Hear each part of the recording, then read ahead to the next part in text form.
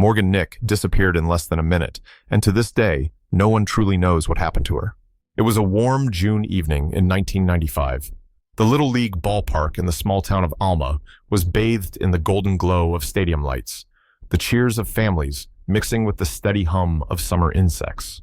Morgan, 6 years old, with soft, pale blonde hair, had asked her mother if she could catch fireflies with 2 new friends she'd made that night. The 3 kids ran off toward the field near their car. It was just a few dozen steps away from where Morgan's mom was sitting. Minutes later, the other 2 children came back. Morgan didn't. When her mother walked to the car, she found Morgan's tiny shoes, carefully removed and neatly placed beside the tire. There were no screams, no one ran, no one remembered seeing anyone take her. And so began one of the strangest and most heartbreaking missing child cases Arkansas has ever seen. Morgan Nick left no trace, but her presence has never left the minds of those who were left behind. Morgan Chontal. Nick was born in 1988 in a small Arkansas town, the kind of place where everybody knew each other's names, and neighbors still left their doors unlocked at night. She was the firstborn child of Colleen Nick, a single mother who had just recently moved to Alma, hoping for a fresh start. Morgan had a shy smile that was oddly contagious. She loved drawing butterflies, collecting shiny rocks, and telling quiet stories in a whisper, like she was afraid of breaking something delicate in the air around her. Family members remember that Morgan had a habit. She'd always take off her shoes before climbing into the car, so her feet wouldn't get hot. A small detail that would later haunt an entire investigation. To her relatives, Morgan was the little girl who liked helping her mom pack groceries, who always asked, "Mom, are you tired?" Even though she was just 6. At school, she wasn't the loudest or the most outgoing, but she was always the first to stand up for another kid being bullied. Colleen, Morgan's mom, once said, "She was my only little friend back then. We were like 2 people walking side by side." Life wasn't easy for the 2 of them. Colleen had just gone through a divorce and was struggling to get by alone, with a small daughter and an unstable rental home. But they had each other. And that summer, they made a list of things they were going to do together. Visit a water park, try 2-flavor ice cream, watch fireworks. The night of June 9th, 1995, was one of those plans. A Little League baseball game in Alma. Colleen hoped Morgan might make some new friends. They arrived at the ball field as the sun began to set. Morgan wore a pale pink t-shirt, denim shorts, and white sneakers. She carried a small water bottle and wore her hair tied up with a star-patterned scrunchie. Some people remember her being a little shy at first, but that changed the moment someone asked, "Want to come catch fireflies?" And Morgan ran off to join the other kids.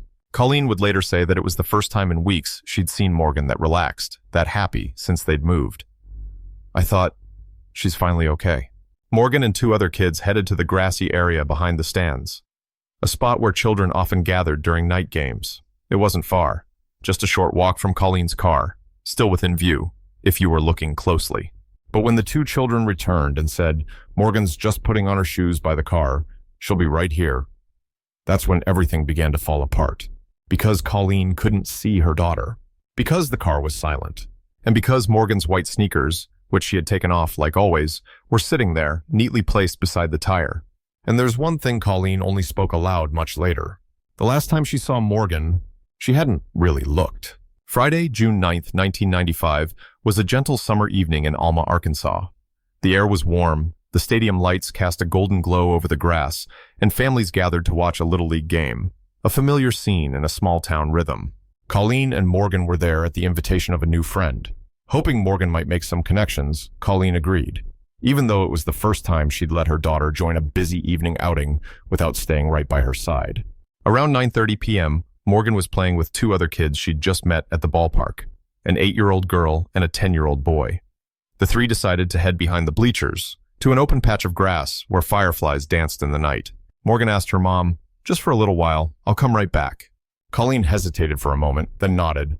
By 10:15 p.m., the 3 children returned to the parking lot, near where Colleen had parked her silver hatchback. Morgan had taken off her shoes, as always, and sat beside the car to shake the sand out. One of the kids said they saw her putting her shoes back on, getting ready to rejoin them. But just minutes later, the 2 children returned to Colleen and asked, "Is Morgan not back yet? We thought she was right behind us." Colleen shot to her feet and ran toward the car.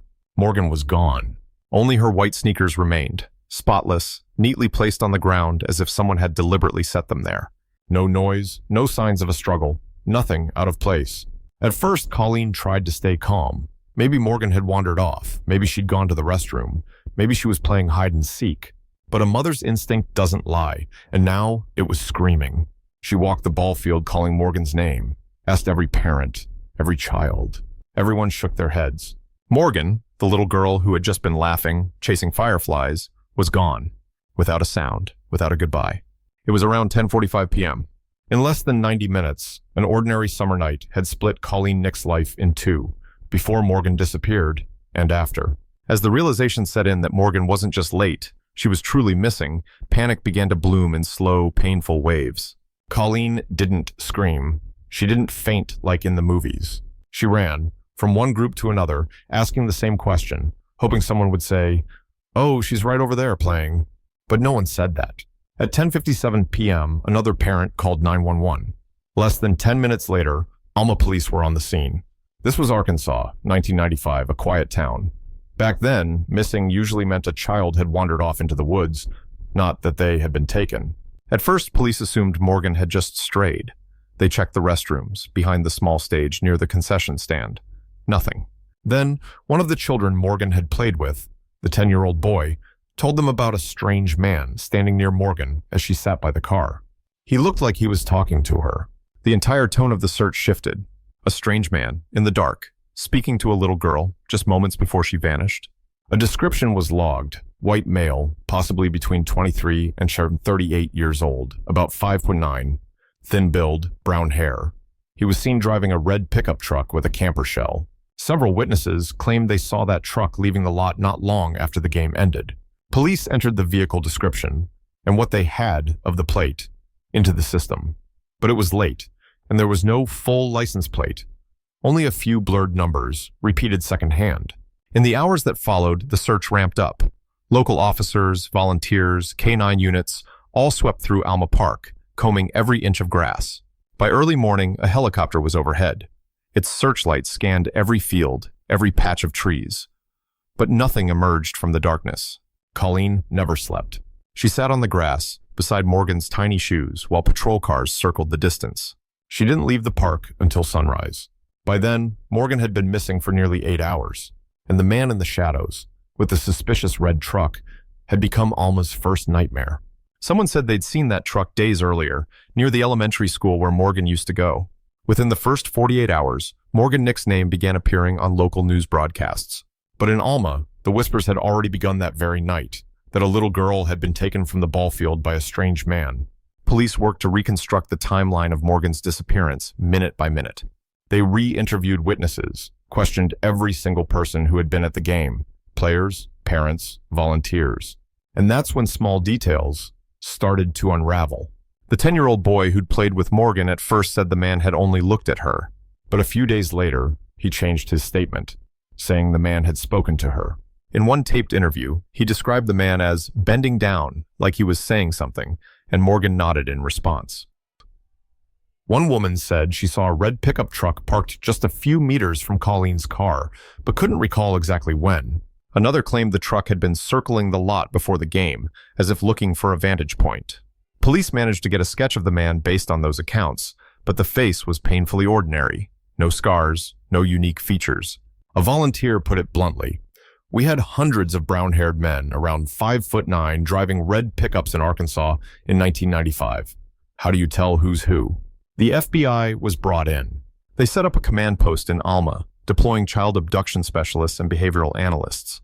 One theory emerged. Morgan may have been lured with something as simple as, "Hey, want to see the puppy in my truck?" It's possible she walked toward him on her own. That theory shattered Colleen even more because she knew her daughter. Morgan was polite, but she didn't talk to strangers unless she felt safe. And then came a strange detail no one could explain: the shoes. One was spotless. The other had a bit of sand.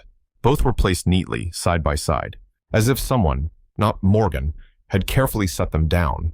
Was it a message or just coincidence? Colleen didn't know. The police didn't either. But someone had been there, and whoever it was knew how to leave without making a sound. Then came a call to the tip line from a man who said, "I know where she is, but there's nothing you can do about it." In those first weeks, Morgan Nick's disappearance became the most talked about case in all of Arkansas. Posters bearing her photo, wide, curious eyes beneath shoulder-length blonde hair were everywhere. Telephone poles, storefronts, gas stations. America's Most Wanted featured her case on national television. The entire country turned its eyes to a small town. The FBI, state police, and local law enforcement coordinated massive searches, radiating out from the point where Morgan vanished. Some teams began combing the woods before dawn. A tactical unit even brought metal detectors in case the abductor had dropped something, anything. But it was as if Alma had swallowed Morgan whole. No one saw anything. No one heard anything. There was no DNA, no strands of hair, not even a scratch to follow. When there's no evidence, people start looking at people. One name appeared in the investigative files, Billy Jack Lynx. He was a 60-year-old man living in Van Buren, less than a half hour from Alma. Lynx had a criminal record involving inappropriate behavior with minors. He was also known to drive a red pickup, matching the vehicle described at the scene. At the time Morgan disappeared, Lynx didn't have a solid alibi, but no one had concrete evidence linking him either.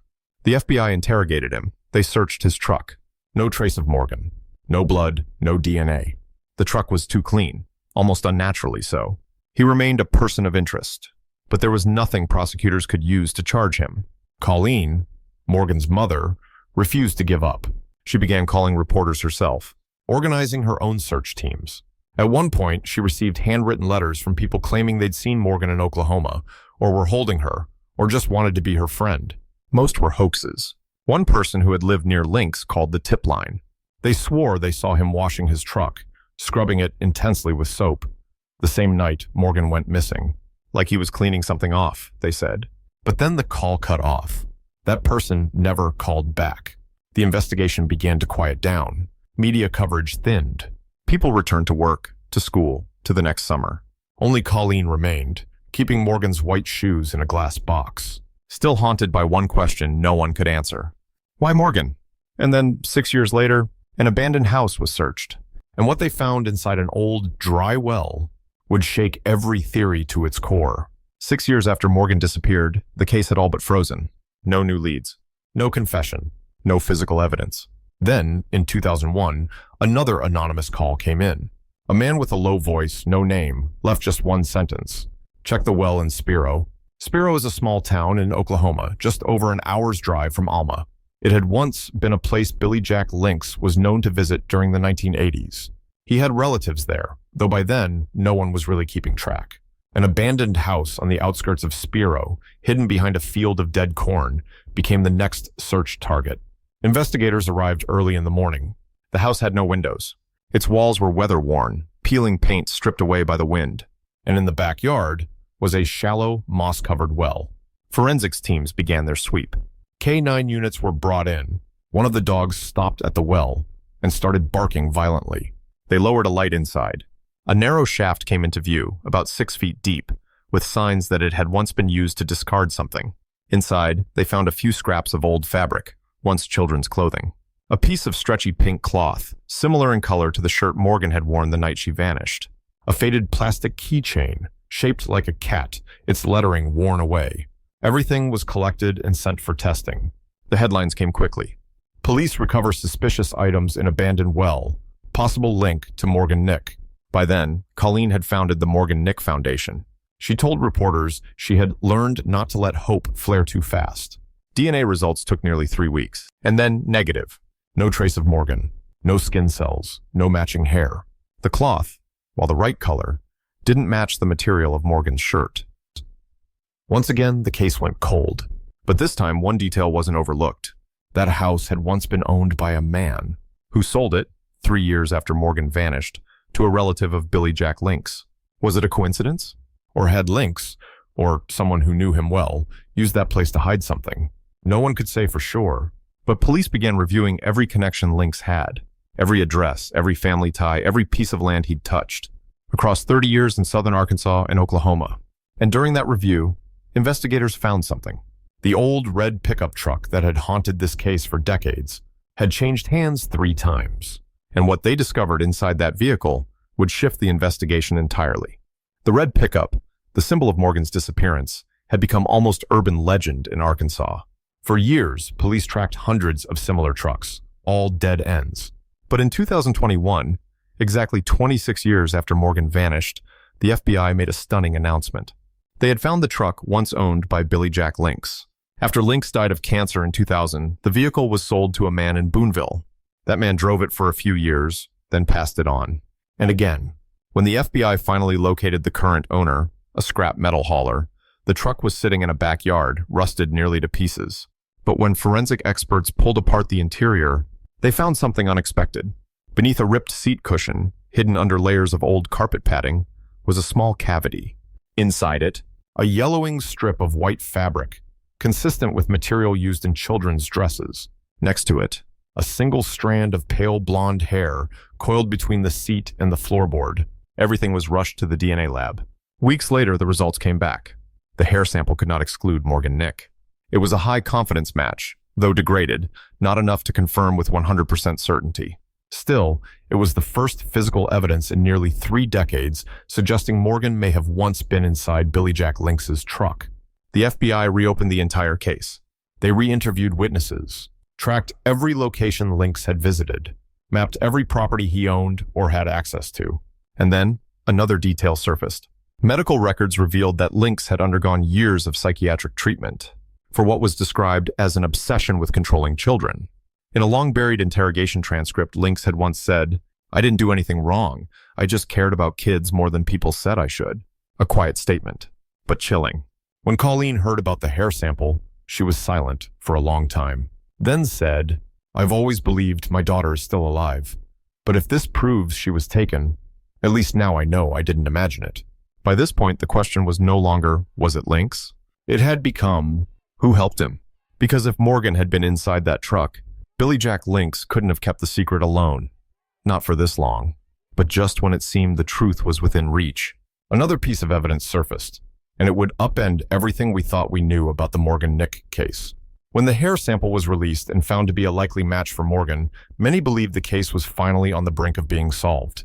Billy Jack Lynx seemed, without a doubt, to be the prime suspect. But just 3 months later, an internal FBI lab report was leaked. Inside it was a single line that made the entire investigative team fall silent. The hair sample lacked a complete nuclear DNA profile, meaning it couldn't be definitively matched to Morgan. Worse still, it could have belonged to any white girl between the ages of 4 and 10. One expert put it plainly, the chances that it's Morgan's hair aren't 0, but the chances that it belongs to someone else aren't insignificant either. The media split into 2 camps almost immediately. One side argued Lynx was the abductor. The other began asking, what if he was the wrong man all along? And then, another surprise.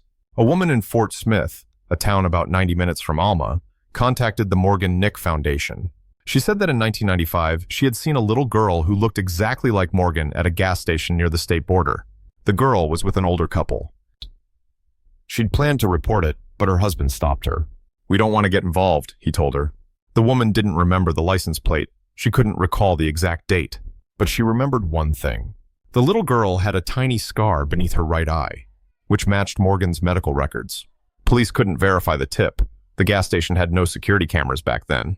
But this account, along with dozens of other anonymous calls, began to point toward a theory that had never been seriously considered. What if Morgan wasn't taken by one man, but by a group? A trafficking ring? An illegal adoption network?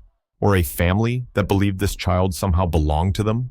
The FBI was forced to open a new line of investigation. They revisited vehicle records from around the night Morgan vanished. One stood out. A white van, not linked to Lynx, had been spotted near the ball field twice the week before. No one knew who owned it. There were no cameras, only the memory of a nearby shopkeeper. I remember it because the license plate had the numbers 666. And it creeped me out. The van just sat there. Nobody ever got out. The van was never found. And then, the final twist that shook every assumption to the core. A handwritten letter. No return address. Sent directly to Colleen. Signed by someone who called themselves a person who once knew the truth. The letter arrived one March morning, slipped into the mailbox at the Morgan Nick Foundation. It was sealed in a worn yellow envelope, unmarked. Colleen opened it. The first line, written in tilted black ink, read, "I once knew Morgan. I saw her, after everyone thought she was gone. No name. No date." But the writer described a small blonde girl with a scar near her right eye, often seen walking with an older couple at a trailer park near the Arkansas-Texas border. She never called them mom or dad, the letter said. She called them Mr. Jim and Mama May. The letter ended with a chilling final line. I can't stay quiet forever. If you're still looking for her, go south, to where they think you'll never look. The FBI analyzed the handwriting. They confirmed it was authentic, but couldn't identify the author. No fingerprints, no DNA. For Colleen, the letter was both a blade of hope and a deep cut of doubt. If Morgan had been raised by a replacement family, that meant her daughter may have grown up thinking her real mother had abandoned her. The thought left her breathless, but it didn't end there. A former witness, dismissed from the case in 1995 for being unreliable, came forward after seeing news of the letter. He said that on the night of the disappearance, just before 11 p.m., he'd seen an older couple carrying a child wrapped in a blanket, walking toward the west side of the parking lot, an area never thoroughly searched because it had been considered too far for a suspect to reach quickly. When police asked why he hadn't spoken up sooner, the man simply said, "Because I thought I imagined it, and because I lost a child too. I didn't want to give someone false hope." By now, no one was sure of anything. Billy Jack Lynx may still have been involved, but maybe not. Morgan might have died that summer night, but maybe she lived under a different name, in a different house, with memories that were never truly hers. And that's when trust, in systems, in memory, in justice, began to fracture completely. Because the most painful truth of all is this: after everything, no one really knows when Morgan walked away from that ball field, if she chose to go. Morgan Nick disappeared in 1995. Nearly 30 years have passed. And still, no one, not her family, not the police, not even the FBI, can say for certain what really happened that night. Only a few things have remained unchanged. The white sneakers, still kept in a glass case at Colleen's home, sitting on the shelf where she keeps family photos. The star-patterned scrunchie, once Morgan's favorite accessory, now sealed inside an envelope labeled, "Personal evidence, do not open." And Colleen, once a frightened single mother, now a national symbol of resilience in the fight for missing children, still turns on her porch light every night. In case she comes home, she says. Morgan's story has become a sorrowful emblem, an unresolved case, a shadow over an entire community. Because it wasn't just Morgan who vanished. The belief that a child could play safely just a few feet from her mother vanished. The trust that if your child is taken, the system will find them vanished. And maybe hardest of all, the hope that justice always finds its way to those who wait slowly faded with time. People still see Morgan, in the eyes of strangers, in missing child posters, in the faces of blonde girls passing by on the street. Every time a girl is rescued from a trafficking ring in another state, Colleen gets the same question. Could it be Morgan? And each time she enters a new cycle of waiting, followed by another wave of heartbreak. In a speech given in 2022, Colleen said something that silenced the entire room. "I don't know anymore if I want to find Morgan, or if I just want to believe she's still out there, and that she never forgot me." Some cases end with a trial, with handcuffs, with closure, but some, like Morgan Nick's, do not end. They simply drift into memory, becoming a fracture in the heart of a town, a ghost in the mind of a mother, and a question that still hangs in the air, unanswered. What really happened that night?